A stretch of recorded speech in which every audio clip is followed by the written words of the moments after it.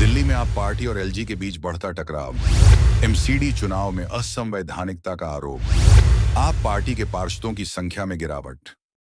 दिल्ली की राजनीति में एक बार फिर आम आदमी पार्टी और उपराज्यपाल वीके सक्सेना के बीच टकराव की स्थिति बन गई है। गुरुवार रात उपराज्यपाल ने दिल्ली नगर निगम की स्टैंडिंग कमेटी के सदस्यों के चुनाव का आदेश दिया, जो कि एमसीडी एक्ट की धारा 487 का हवाला देकर किया गया। ये कदम उठाते हुए एलजी ने नगर निगम के कमिश्नर से रिपोर्ट भी मांगी है। इस पर प्रतिक्रिया देते हुए मनीष सिसोदिया ने प्रेस कॉन्फ्रेंस में कहा कि ये लोकतंत्र की हत्या के समान है। उन्होंने सवाल उठाया कि आखिर इतनी रात में चुनाव कराने का आदेश क्यों दिया गया। दूसरी ओर एमसीडी ने स्पष्ट किया कि स्टैंडिंग कमेटी के छठे सदस्य का चुनाव नहीं होगा और इसकी नई तारीख की घोषणा बाद में की जाएगी। एलजी के आदेश ने दिल्ली में सियासी गर्मी बढ़ा दी है। अरविंद केजरीवाल ने विधानसभा में अपनी बात रखी थी और उसके कुछ ही समय बाद वीके सक्सेना ने चुनाव का आदेश जारी किया। इस आदेश के अनुसार यदि मेयर चुनाव कराने के लिए तैयार नहीं होते हैं तो डिप्टी मेयर या सीनियर काउंसलर को बैठक की अध्यक्षता करने का अधिकार है।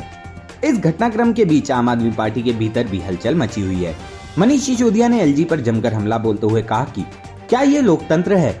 1 घंटे के नोटिस पर चुनाव कराने का निर्णय असंवैधानिक है। बिना पार्षदों के ये चुनाव कैसे संभव है? उन्होंने ये भी बताया कि आप और कांग्रेस के कई पार्षद घर जा चुके हैं, जिससे केवल बीजेपी के पार्षदों की मौजूदगी में चुनाव कराने का प्रयास किया जा रहा है। दिल्ली नगर निगम की स्थिति भी दिलचस्प मोड़ ले रही है। हाल ही में आपके 3 पार्षद बीजेपी में शामिल हो गए हैं, जिससे उनकी ताकत में कमी आई है। कुल मिलाकर एमसीडी में अब आपके पास केवल 125 सदस्य रह गए हैं। यह स्थिति पिछले कुछ महीनों में आए राजनीतिक बदलावों का नतीजा है, जिसमें कुछ पार्षदों ने पार्टी छोड़कर बीजेपी का दामन थाम लिया।